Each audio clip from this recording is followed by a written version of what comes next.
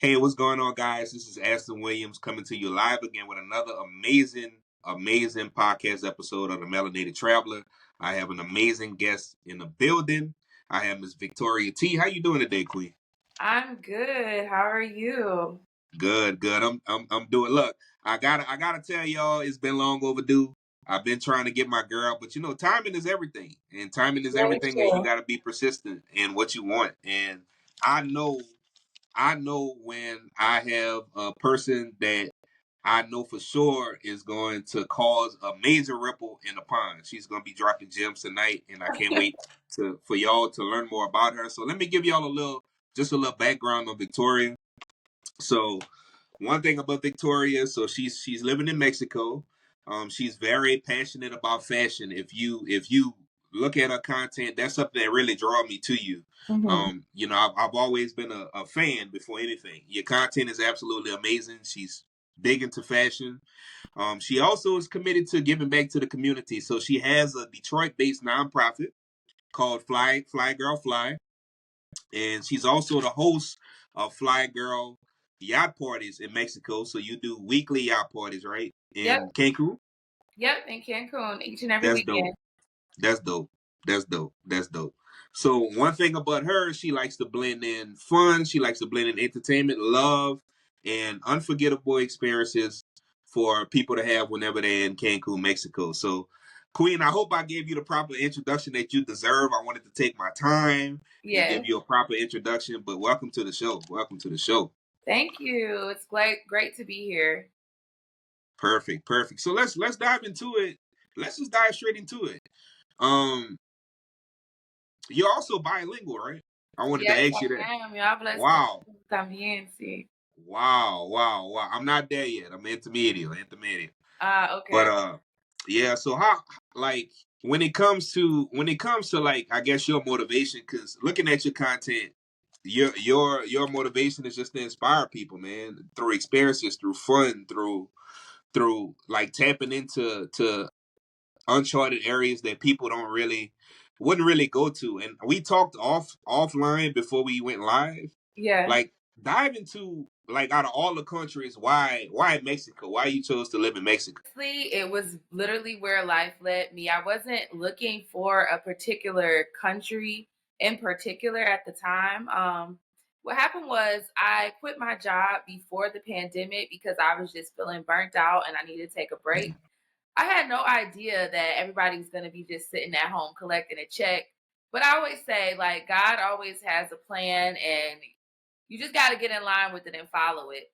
So I had already quit my job. I was moved back home with my mom and I was looking for a place to live. And I was in a lot of different Facebook groups talking about like people that had moved to Mexico that were living there. They said like it was a great community. The cost of living was low. They lived right by the beach. And this is during COVID where everybody's kind of like in the house, cooped up. So I'm like, let me go check it out and see what it's all about. And I got there in November of 2020, and it was exactly what everybody said. Day one, I was connecting with people that I had met in the Facebook groups. I was having a good time. I was checking out the different neighborhoods. And I ended up looking at apartments. And it was apartments, honestly, the pricing at that time was too good to be true. And I just took that step and went forward with it. I didn't have really anything holding me back. I didn't have an apartment or a lease or a car note or anything like that. So it's kind of just like, well, why not? Wow, that's amazing. So let's go back. Let's go back a little bit. So Detroit based nonprofit. You're originally from Detroit. Yes, I'm from Detroit, the 313, the All east right, side. all right. Little Michael Jack. All right. I got you. Motor City. It's coming. It's up and coming too. It's up and coming. Shout out to Detroit, man. Shout out to Detroit. Shout out to everybody from Detroit as well. And I think like, if you can, like, go back in time and kind of reflect on like childhood, like what's your why, or what was your motivation to say, you know what, I wanna see what else is out there. Like, what was I guess you could say, either one moment or a few moments where you decide, like, you know what, like, it's more than this. I want to go out and explore. I want to see things. Like, what caused this shift, or this paradigm shift, this mindset for you?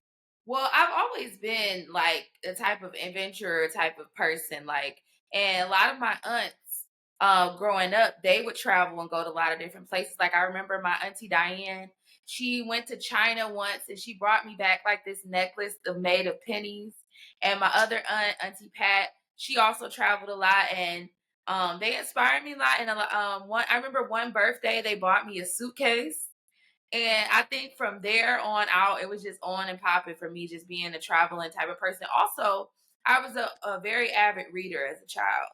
I don't read as much as I like to now, but as a child, my brain, I was all over the world in different continents and different places. Um, so definitely, I think from a young child, I was always kind of like destined to be an adventurer. Wow, wow, yeah, that's amazing.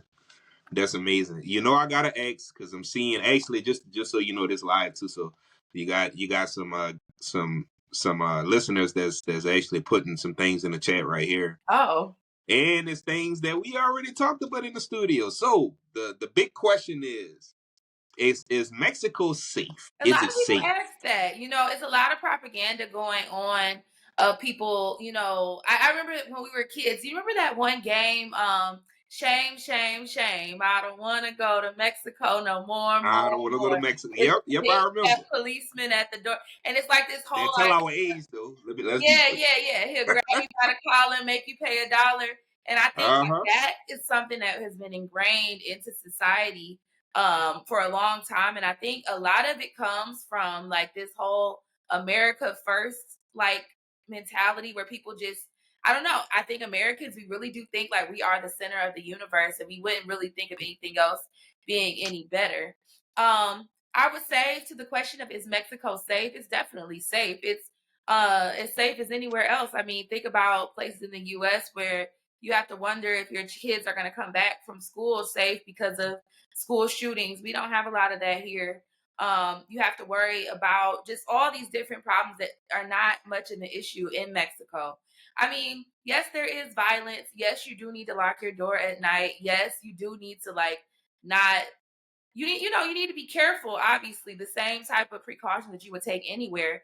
But in terms of just being a place where it's just lawless and people just out in the street and anything might happen, no, that's not the case. No. Okay.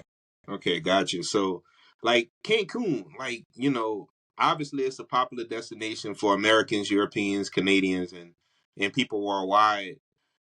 What made you want to plant your flag not only in Mexico but plant your flag in Cancun to say, you know what, like this is the spot where I want to get my business started. I want to get it popping in Cancun. Well, originally I moved to Playa del Carmen, Mexico. And Okay, got you. yeah, I lived in Playa del Carmen for 2 years. And then in the last 2 years, I've lived in Cancun.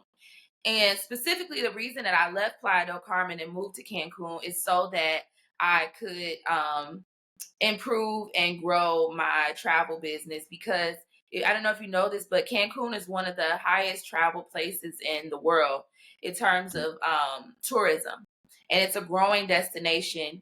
It's projected to grow by huge amounts in the next couple of years. And so, specifically, with my business, it's called the Flyy Girl Yacht Party, and we do yacht parties each and every weekend. And also, I have private charters if people want to do that. So it was much easier living in Cancun as opposed to traveling and going back and forth from Playa del Carmen to Cancun. So that was more so the reason, specifically Cancun. But if you were to ask me between the two, which one do I prefer, Cancun or Playa, I would say Playa del Why? Porque. Porque. Porque es mejor. Playa del Carmen is so much better. Like it's more local. It's more of a community. The city is walkable. You can always walk to the beach. There's always things going on. I actually literally just came back from Playa del Carmen this morning. I was there over the weekend. I had a fashion show and I did something with the kids this weekend there. But it's just all my friends are there. Cancun versus Playa del Carmen. Cancun is just a much bigger city. It's more spread apart. It's more geared towards tourism, which I said that's the reason that I moved here. But it's Yeah. more set up for tourists to have fun. And in my opinion, Playa del Carmen is more set up for if you're an expat, a local, if you just kind of want to go somewhere, you want to get the best of both worlds. Playa del Carmen is more set up for that as opposed to being specifically targeted towards tourists. Okay. Mhm. Okay.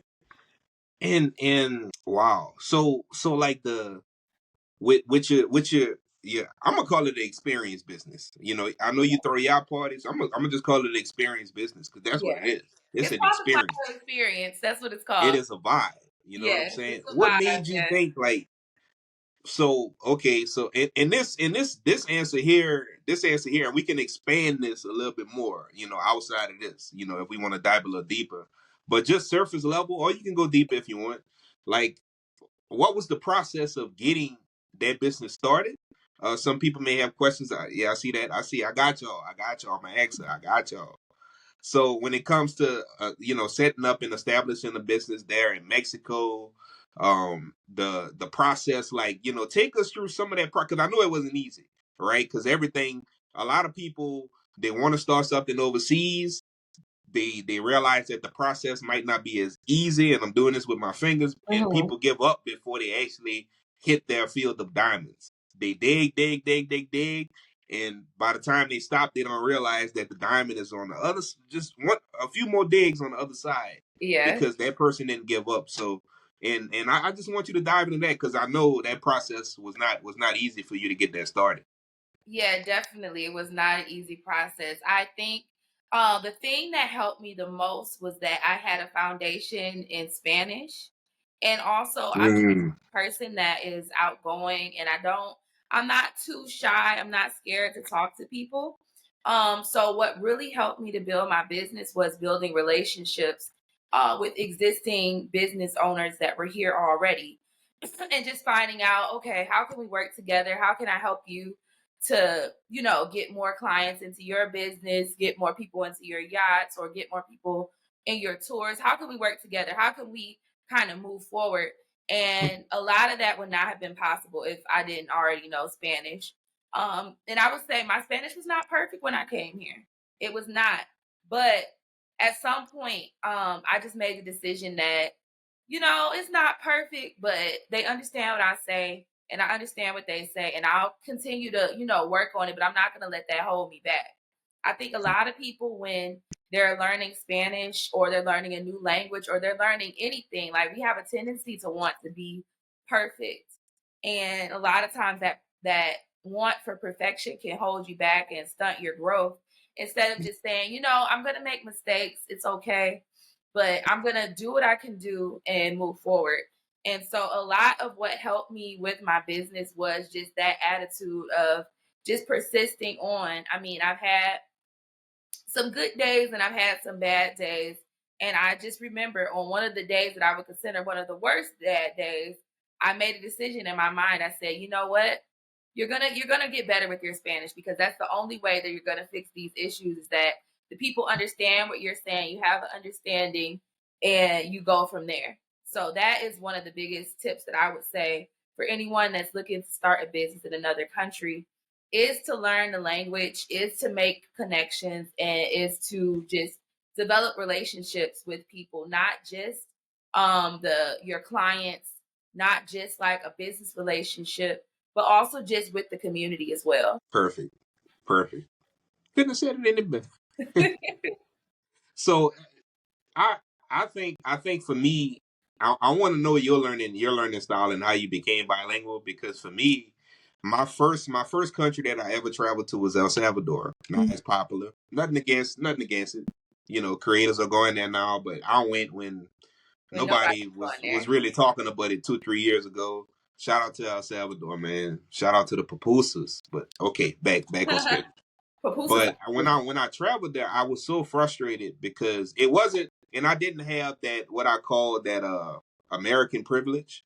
I good. wasn't upset that I couldn't speak the language. I was upset that I wasn't able to communicate because just like you, I love to talk. Hmm. So I got very frustrated. I started off with Duolingo. and honestly, I still use it today. Just to, Mhm. and a lot of people, for the life of me, I don't understand what a lot of people, they'll skip that step and not realizing that in order for you to be able to talk fluent or to become fluent, you got to know words. You got to know words. You got to know phrases, and that's how Yeah. I started off.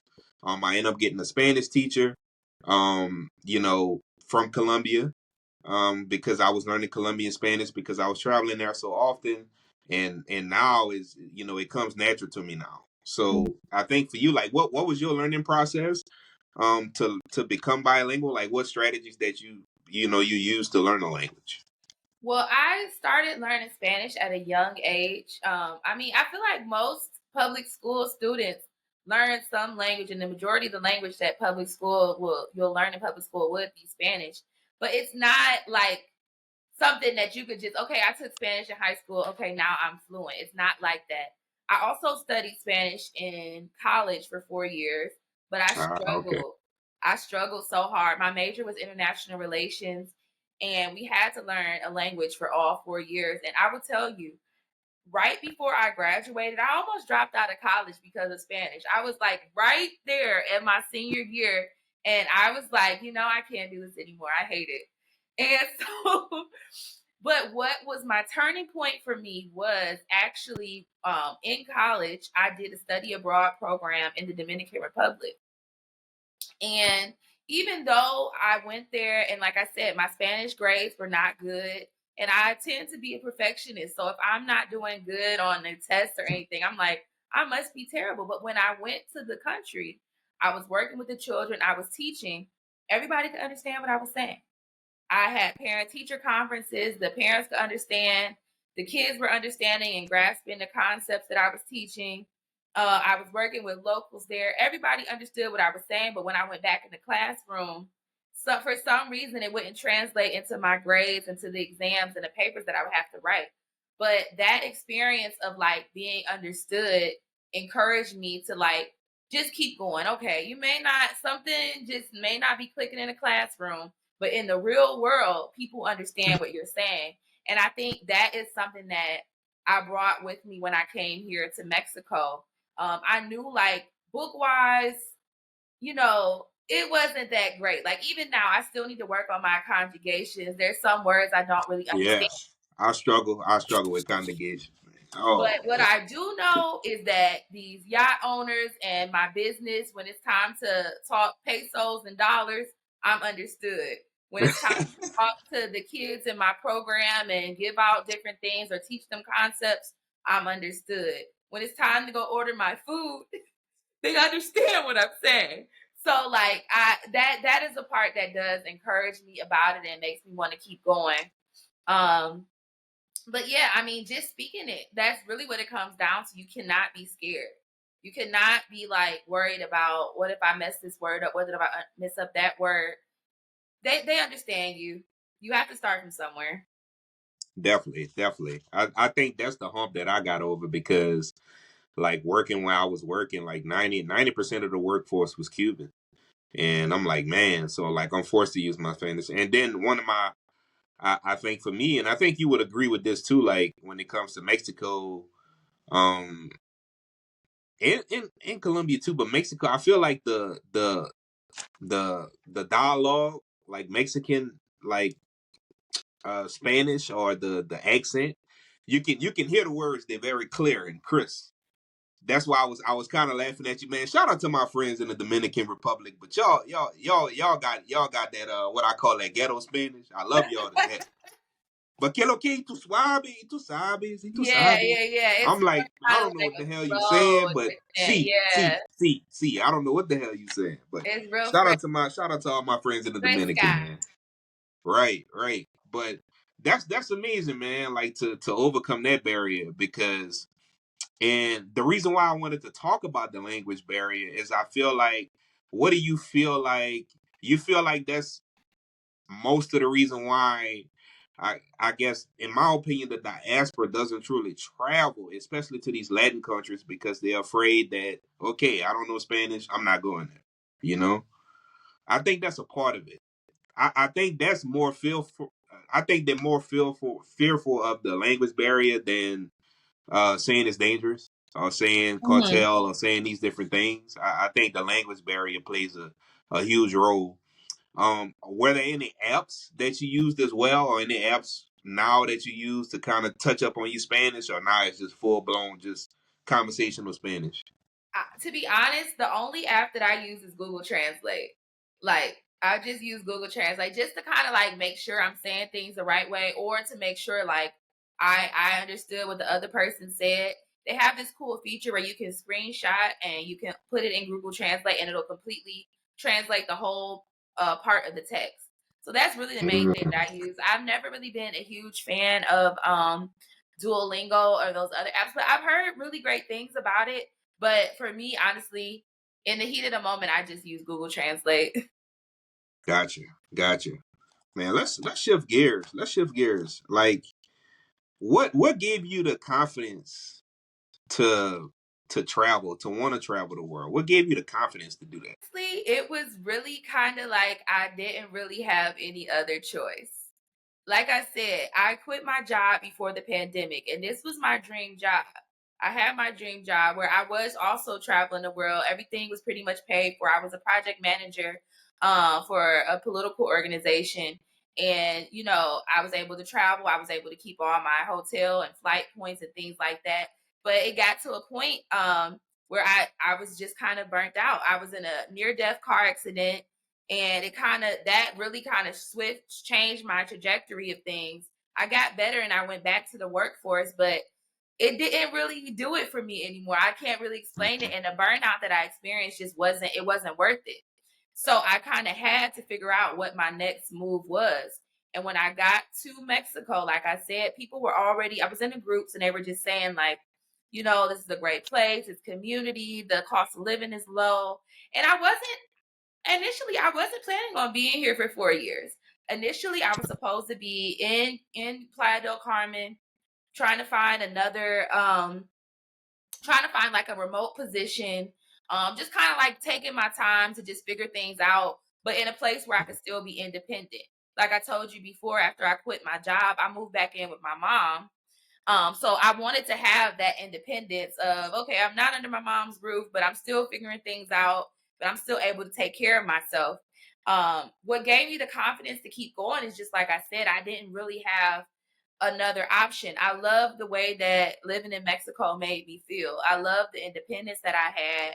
I love the fact that, I could get up in the morning and decide this is what I want to do. This is how I want to be. These are the things that I want to accomplish. And I felt that it was a place that I could get it done. I was not really scared, no, because I hate to say this, I don't want to like make other people like feel a certain type of way, but for me, it was kind of just like the next logical step. Um, from Detroit to Mexico at that time, those flights were only like about $75. The one ways were about Mm-hmm. $75. It's like maybe a 2.5 hour flight. So honestly, at any point, had things really went south or it just wouldn't have worked out, I could have went back. Like I said, I already had my dream job and I still have those experiences. So even now, I still could go back. But I kind of had made this decision that I really only wanted to make money doing the things that I enjoyed moving forward. I didn't want to build somebody else's dream. I didn't want to um like do make a living doing things that I hate. Like a lot of people like they'll be like, "Oh, it's Monday again. Oh, I got to go back to work again. Oh, I hate this Mm-hmm. job." I never wanted that to be my story. So that was kind of like the opportunity I felt that Mexico gave me to live a life that I could be proud of and live a life that I could, just do the things that I love and enjoy and make a living off of it. And so like I said, I didn't really have a choice. It was that or nothing at all. Right. Sometimes plan A is the best plan. Mhm. Man, that's absolutely amazing. I want to dive into a little deep into Mexico. When it comes to Cancun, Playa del Carmen, like for me, all right, y'all. I got a honest opinion. I got an honest statement to make right now. I've never been to Mexico I've Yeah, never been to that. Mexico yet. Try to And change. literally, I'm from New Orleans. You know what I'm saying? And I haven't been to Mexico yet, so I got to get there. So when it comes to Cancun, when it comes to Playa del Carmen, like for me, like shout out to Nipsey, man, may he rest in peace. But he really made me open my mind up to going to Tulum as well. My But gosh. before we even go there, let's dive in. Let's pinpoint Cancun for a second. Then we're gonna shift gears into Playa del Carmen. Besides, like, even though we know, yes, Cancun is a tourist destination, but what are some things? What would you say some of the key things people can do? You know, places, things that you may recommend while they're there. If they wanted to, one, if it's a tourist spot, that's cool. But if it's off the beaten path, that's even greater. Because I know for me, like when it comes to like traveling, I do like to go to the tourist spots, but I also like to go to, the places where the locals go. And I still feel that even though Cancun is like highly touristic, they still have a local vibe that you can, check out as well. So let's dive into that. Let's dive into a little bit more Cancun.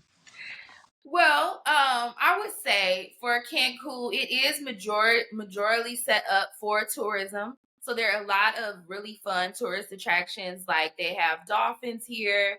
There's a lot of places you can go and ride ATVs. You can go to cenotes.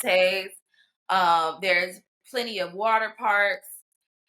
There's a lot of shopping that you can do, luxury shopping, and also there's more local shopping that you can do. I really like going to the local tianguis. It's kind of like a flea market, and they have them all over Mexico. Here in Cancun, there's probably a tianguis like every day. You can find anything at the tianguis from like really good food to clothes to shoes to electronics. You can get your ladies, you can get your lashes and your nails and your feet done at the tianguis. A lot of different cool things that you can do, and it's basically just a market, a local market. Okay, Obviously, what I'm gonna say the best thing you should do when you come to Cancun is get on a yacht. there Um, we go. I, it's just a great experience. If you, I say anywhere you go, you should get on a boat. Like it's just a great experience being out on the water. It's just something about, like Beyonce said, "When the water's so blue." There It's you. Oh, it's a real thing. Like that's what I say. Everybody should do at Cancun is get on a yacht, and the Fly Girl yacht is the one you should get on. there we go. So all right, Fly Girl, y'all party. Take me through that experience. Take me through that experience. Because for one, your content already got us sold, right? Because I'm hearing, I see y'all, and we gonna make sure I have our information in the show notes as well, and give her time to put out our information as well before we get off. But take us through that experience. Like take us through that because the videos that I've seen and the content that I've seen, every single client that you've had that I've seen on your content has had one hell of a time, and it's a vibe. So Yeah. take us through that experience. It's definitely a vibe, and it's something that I've been curating and like perfecting for the past 4 years. Like you said, like the content looks great now, but it didn't start out great. But it's something that you go on, you take from this experience, you add, you take away, you see what can you put, what did the clients like, what will make it better. And I think now I've got it down to a really good science. Basically, the Fly Girl Yacht Party has everything you need to have a good time when you come to Cancun. Your transportation to the yacht party is included. Your food is included. We have a black-owned catering company that takes care of the food. We have drinks included, and we also include a jet ski experience. So you come on the yacht. If it's your birthday, we can have the boat decorated for you. We'll have drinks out. We have the good music flowing, good vibes all around. We go out and we do a jet ski experience for about an hour and a half to make sure everybody has a good time to get on a jet ski, and then we go to Isla Mujeres Island, which is a beautiful, beautiful island. It's really, really small actually, but we go to the island and we park along the other yachts. And we just listen to music. People can jump out and get in the water if they want. We eat there. The menu is really good. It's like barbecue chicken, um, fried rice, chips and guacamole, a fruit appetizer, and we have like various assorted drinks, plus an open tequila bar. And it's just really a good vibe. And what I try to do and why it looks like everybody has such a great time, and they do, is I cater to what you want. So no yacht party is exactly the same, exactly cookie cutter. The foundations are the same. Like you'll always have your transportation, your food, your jet skis, and your drinks included. But maybe one day we may take a different route, or maybe one day, the music might be different, or one day maybe I may have models on the yacht and they want to have a photography experience, or it might be a younger crowd on the boat and we don't have alcohol, but we have more fun and games.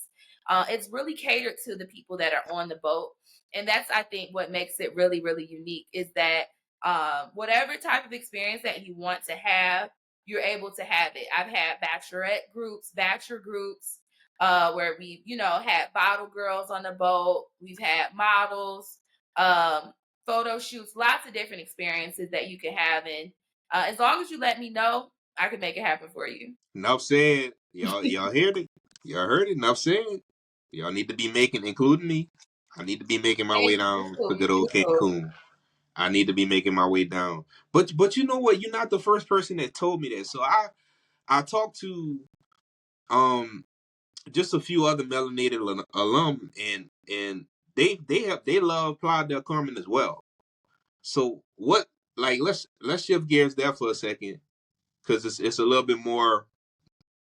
I would say you see tourists, but it's more. Would you consider Playa del Carmen more local, or just like a mixture of a boat, or a little less touristy? Playa del Carmen is the perfect mix. It's the perfect mix of tourism, local, and expat life. Um, and expat, like, is just a different term that people use. Really should be saying immigrant life, because expats really are people that have immigrated from their one country to another country. But for the purpose of this, I think most people understand what expat means. But Playa del Carmen, to me, it has the perfect blend of everything, because in Cancun, the majority of the tourists are in the hotel zone, which is kind of almost like an island all off to itself. Like, it's just a place where there's all these resorts, all the expensive hotels, all the really nice and ritzy and fancy restaurants. It's all in the island all by itself. In Playa del Carmen, everything is all together in the central area. So you'll have the nice resorts, you'll have the nice restaurants, but maybe a block away, you'll have residential areas. You'll have places where people might not be coming just for the weekend or for 3 days or for 5 days. Like, you'll have people like myself who, okay, I want to sign a 6 month lease, or I want to live here for 1 year. And in addition to that, you'll also have people that were born there. You'll also have people that maybe they moved from Mexico City to Playa del Carmen so they could also have a better life and better jobs and things like that. You go further across the highway in Playa del Carmen, and you'll see lots more families, both expat and local families, much lower cost in rent. And then the other thing about it is just the community that is there. Like I mentioned, the community is what drew me to Playa del Carmen originally. Like, people were just talking about, oh yeah, on Wednesdays we do a game night. This day we have an open mic night. There's language learning classes. There's communities for everything. There's a Makers Club, Toastmasters, I think it's called. Yeah, Toastmasters. Yep. Toastmasters. There's improv club. They have lots of those healing spirituality workshops, the sound bowl. There's really, like, any community that you're looking for the most part, can be found in Playa del Carmen. And a lot of people like that. I will say the cost of living has increased since I first moved there. When I first moved, I had a 2 bedroom, 2 bathroom apartment with a view of the ocean, right on the main strip, and it was $650 when I first moved to Playa del Carmen. Now you're seeing studios for about 900 now, 900 US. You can Okay. still find things at lower price. It'll take a little bit more looking to find it, but initially it was a whole lot more affordable. Okay. All right. All right. Anything that you uh what's your matter of fact, let's just dive into your spots. What's your go to spots when you? To eat, Yep. Good okay. old food. Comida. Comida. Honestly, you will always literally find me just at some taco spots. like at the taco stands, like the literal, like it'll be just a street and a cart and a place with a lot of different sauces. I love places like that. Like if you make your tacos and you don't just have tacos, but you have like a habanero salsa, like chilapin salsa, like all these different types of sauces to put on there. That's where I'm at. There's also this really good place on the water called La Torreya, and it's like a fish restaurant, and it's really, really good. And you obviously it's on the ocean, so you get really good views of the water. I love that. And there's another really good place called Alouche, and it's a restaurant, a really fancy restaurant inside of a cenote, which is a natural stone formation, like a it's created by water. And it's like a rock formation, almost like a cave. That's the best way to say it. It's a cave. So it's a restaurant inside of a cave. You have to go down Okay, man, inside that's dope. the cave. Yeah, it's really, really cool. It's definitely a cool experience. That's dope. Wow. Have you been to Tulum before? Yeah, But before Tulum became, like I said, they got the airport there now. yeah. Nipsey dropped Tulum. I gave him a shout out earlier. Mhm. But how do you like it? Do you like it? So, not really. It's a beautiful place, but it is like I would say, as somebody that lives here, it's not a place that I would like, oh, let's go to Tulum. I wouldn't, no, not, no, no, no. But it's beautiful. There are beautiful cenotes there. The ruins there are beautiful. I actually have tours that take people there. I have photo shoot tours that take people to Tulum as well. Okay. But I would say that it is a little bit overcrowded. Um, the beach is beautiful as well. Just, I mean, all our beaches from Cancun to Playa del Carmen to Tulum are really, really gorgeous. And it's a great place if you want to like check out the cenotes and also the artifacts and the ruins and things like that. But it's not my favorite place in Mexico. No. Okay. Gotcha. Yeah, because everybody, man, everybody, it's a new destination now. So what Tulum is now reminds me of what El Tunco in El Salvador is.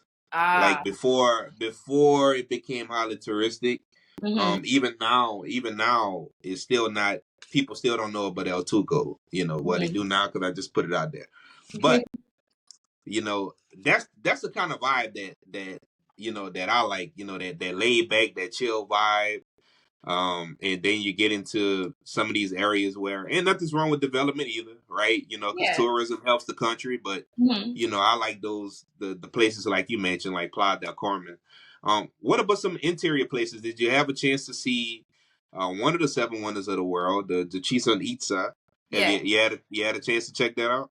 Yeah. I've been Is to. it overrated? Is it overrated? No, it's not overrated. It's not overrated. It's a beautiful place. It's definitely historic, and it gives you like you feel like you stepped back into time. It's beautiful. That pyramid, and then they have like this whole other park where it just kind of it really just makes you feel like you stepped back into time. I would suggest everybody to go there. It's very hot, but it's worth it. And honestly, every time I've gone, I don't know why, but it rains every time, but it's so hot that you're so grateful for the rain. Like you're like, oh my God, thank you for this rain coming down because it's just really, really hot. But I would suggest everybody to check it out at least once. Got you. I gotta give a shout out to my girl. Shout out to the fearless mommy. She lives in Mexico as well. She lives in. I'm probably gonna destroy this name. She lives in Merida. Merida. Merida, I love Merida. Yeah, she That's lives one in of my Merida. favorite Yeah. places, actually. It's actually Okay. Yeah. that's the best place to raise your children. All right. Mhm. And yeah, and she has their community. Like I don't want to mess it up. I don't want to mess it up. But shout out to my girl. But they got their own community. It's a Single whole entire moms black and community there, yes. yeah. All the way over there. I do. Besides Cancun and Playa del Carmen, I really wanna go to Mexico City. Okay, Really I've want to check been it out. there too. And what's the other city? Guadalajara. Guadalajara, I love. Okay, if I Guadalajara. had to say like my top Merida, just because I really love the food. They don't have any bad food in Merida. Even if you went to a Chinese food place or just like close your eyes and stop somewhere on the side of the road, all the food is going to be good there. Guadalajara, I love just because it has the perfect vibe to me of like a big city and also a historic town center. So I love Guadalajara for that. Like I really am big into like historical architecture, like old buildings with like the old arches and stuff All like that, right. or like Yeah. the old I churches. got my degree in architecture, actually. Oh, no, you need to go Yeah. to Guadalajara. You have to. Yeah, yeah, I gotta check that out. I gotta check that out. So you've been, I know, what's another popular destination people like to go to? Los Cabos. I went to Cabo. Yes, I Yeah, did. yeah, you went to Cabo because it's two Cabos, right? It's two of them, right? Mm, Cabo San Lucas and maybe another one. I'm not sure, but I went to Cabo Yeah. San Lucas and then I went to La Paz while I was there too. Cabo was another beautiful place. I love Cabo because of the fact, like, obviously, I'm obsessed with boats and yachts, and that's another like huge place for yachting. So I love Cabo. I also, while I was there, I went to this place called La Paz, which is like maybe 3 hours away. And it gives you that same similar vibe of Cabo, of like a coastal town, but it's more chill. Like it's less known. Not a lot of people know about it. It's more local vibes. So I like that too. Okay. All right. So when you think about, I wanna go back to your nonprofit for a second because that's big, and I don't want to skip that. Okay. You create that nonprofit, the Fly Girl Fly. Why is it so important to you to give back? Why it's so important to me to give back is just like it's something that's been central to my life since I was a young girl. I grew up the oldest of four children, and we were homeschooled. So I always was the one like just helping out in the home, teaching my siblings. Sometimes my cousins would come over, and I would just be like that one big cousin. And as I got older, like I told you, I got my dream job, so I would take the kids different places. Like I was traveling, so I would take them to on college tours or take them different places just to help them to, experience and explore different things and see what they like. I mentioned earlier that I was in a near-death car accident, and Mhm. that was really detrimental for me because I'm just a person that's just so used to being independent and doing my own thing. And that car accident took everything from me. I couldn't even go to the bathroom on my own after that car accident. It was really bad. I couldn't walk for almost 2 years. I couldn't walk without the help of a wheelchair or Wow. crutches. And I had to get like 5 different surgeries. But the thing that helped me to keep my sanity was starting Flyy Girl Fly and being able to give back to the youth during that time. Because I remember I was sitting in a hotel and not hotel, I was sitting in the hospital bed, not me calling a hospital a hotel. I was sitting in the hospital bed and I thought to myself after the accident happened, you always wanted to start a nonprofit. You always wanted to give back to the youth in a formal way. And you almost died and you didn't do it. Like, and so at that point, when I had realized that, I started then and there. Like, I started the nonprofit in the hospital bed. I wrote up like a whole thing to start an internship program with girls. And I was going in and out of surgeries, but I had like 5 interns. I had 2 in Detroit, 1 in Chicago, 1 in Alabama, and I would kind of like just do like a virtual mentorship program with them, helping them through the summer, connecting them with opportunities. The ones that were in person, I would meet up with them and we would do different projects together. But that's why it's so important to me because at my lowest point, giving back to others is what gave me the strength to keep moving forward. Like I said, I've just always been like that type of independent person that's always helping others. And when I didn't have any money, I didn't have any way to do even help myself, but giving back to others just gave me the wherewithal to keep moving forward. And now we're at the point now where we just done our second back to school festival here in Mexico.